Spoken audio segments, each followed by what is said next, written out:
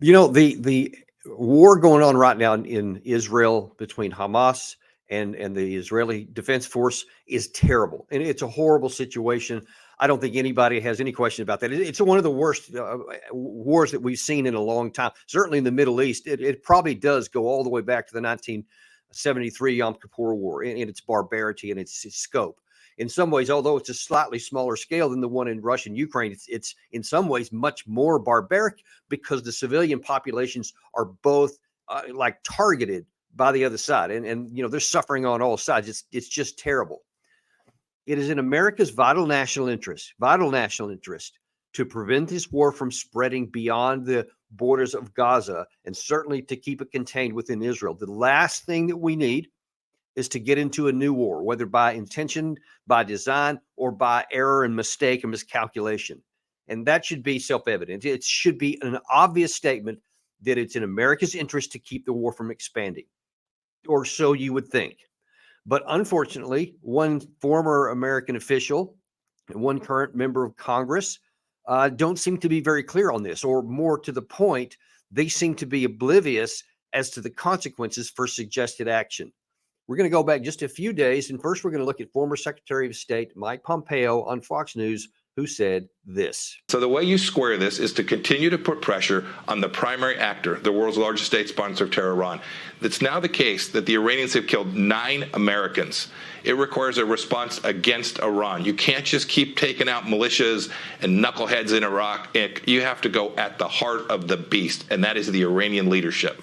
I spoke directly to Qasem Soleimani and to the Ayatollah when I was a CIA director and Secretary of State. We told them, you come after an American, we're coming not after your proxy forces, we're coming after the regime. We're coming after the leaders who have put this peril for America and for Israel. That's what this administration needs to do. I hope that they will. They've demonstrated, again, that appeasement with Iran, attempting to sort of balance Middle Eastern interests, ends up in the murder of 9 Americans and hundreds and hundreds of Israelis. That's just nonsense. I mean, he is, first of all, directly stating, not implying, directly stating that Iran killed Americans. He said it straight up, word for word. That's what he said. That is completely fabricated. There's no truth to that whatsoever.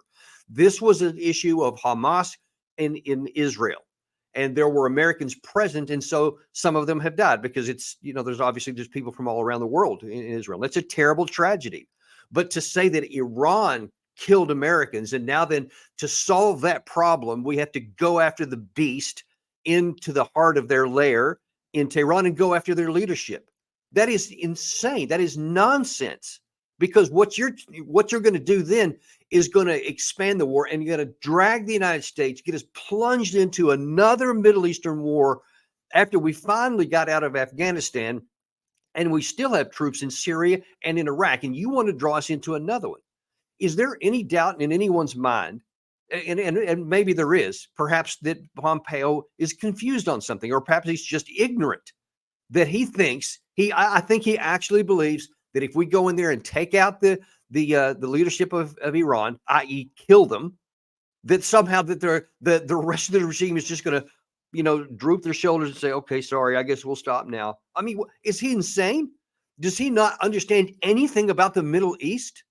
Look, the only reason that Iran didn't respond in very strong measure after we killed one of their generals, Qasem Soleimani, that he's talking about there, they actually did come after us. And by the way, they fired a lot of missiles at an American base in Iraq, and 100 Americans were wounded. Thank God none were killed. It was by sheer luck that we got lucky that none were killed, because if there had been, then President Trump would have been forced to respond as well, and then we could have gotten into a war in that time.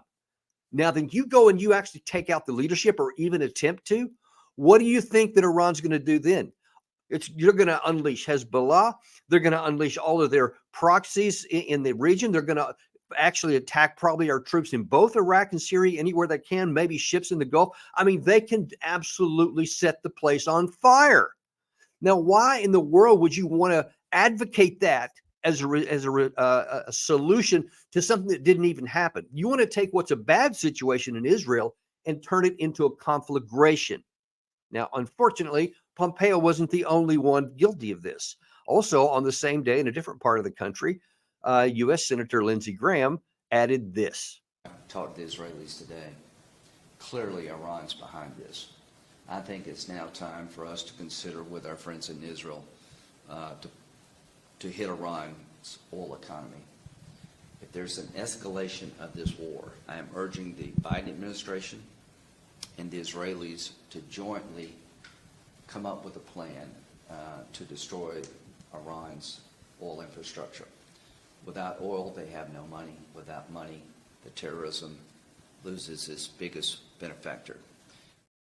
Okay, perfect opportunity here for a little bit of 101 American Constitution lesson. The United States military does not exist so that whoever wants to use it can go and throw some missiles around here and blow this thing up and execute that foreign leader because we don't like them, because they did something we don't like.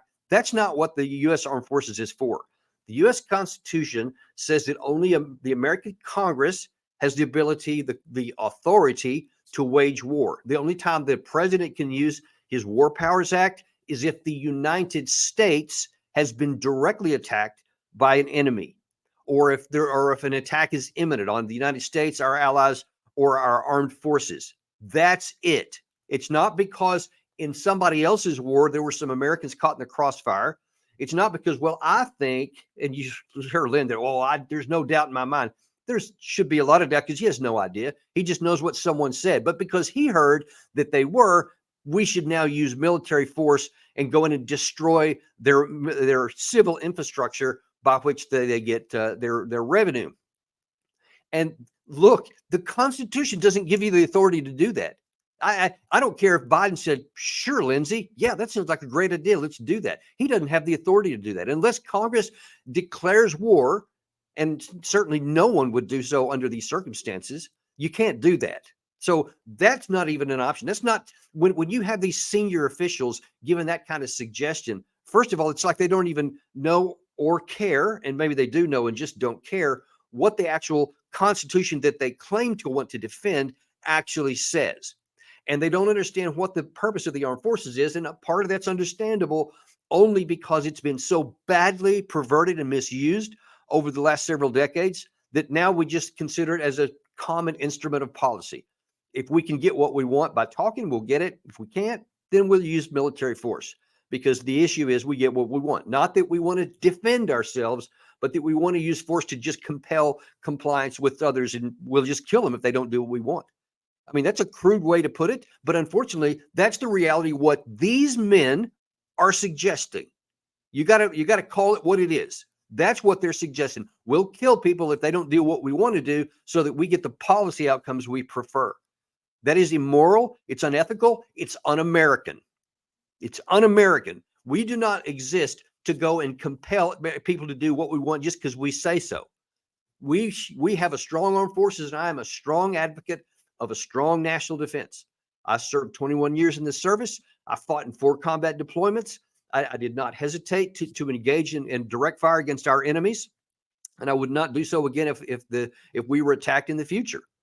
But I did not join up into service to put my life on the line, or to join with any of my colleagues or other fellow service members to go and kill somebody else because you don't like them. That's not what we exist for. We risk our lives, and everybody in uniform today signed up voluntarily knowing that they could put their lives on the line in the defense of America, not in the pursuance of your policy objectives when there is no threat to the United States. And right now, Iran is very much deterred from attacking the United States because they know that the power imbalance between the two is off the charts. If they actually initiated any unprovoked attack against the United States, they know for sure that they would be hammered, that they would be crushed because they don't have the power to go toe-to-toe with us in any capacity. However, if you go in there and you attack Iran, they're not going to just lay down and take it. They will respond almost certainly, especially if you're talking about something like destroy their oil infrastructure or assassinate their leaders. They're not going to be passive. They're not going to roll over. I don't know what anybody's thinking. So it's not going to work, as well as being unethical, immoral, and illegal. So let's get that off the table. But man, look, it is time for Americans to start standing up and saying, hey, stop talking this kind of nonsense.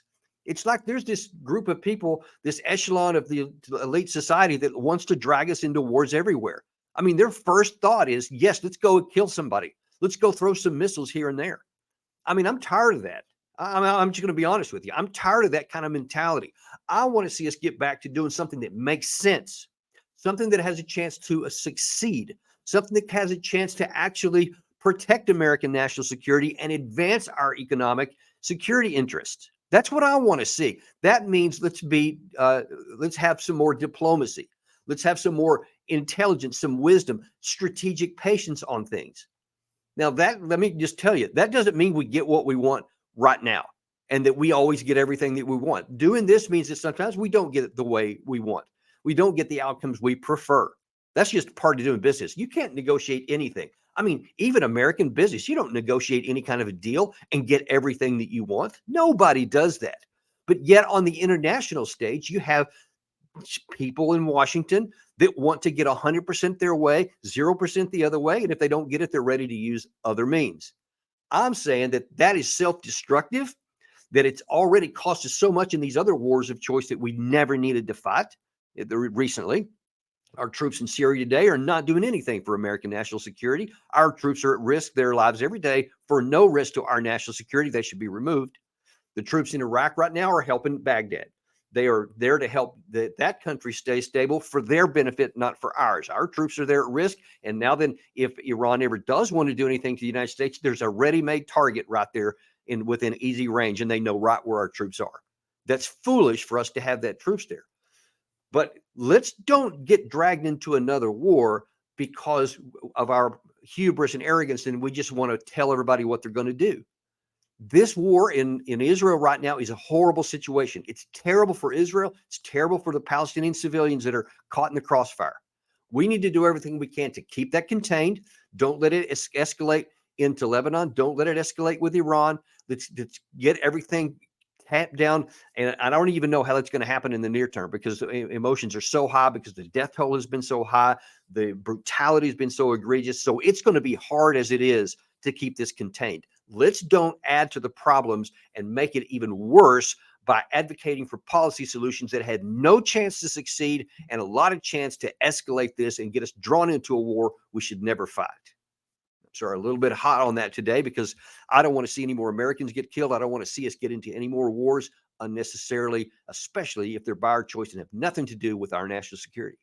That's your deep dive for today.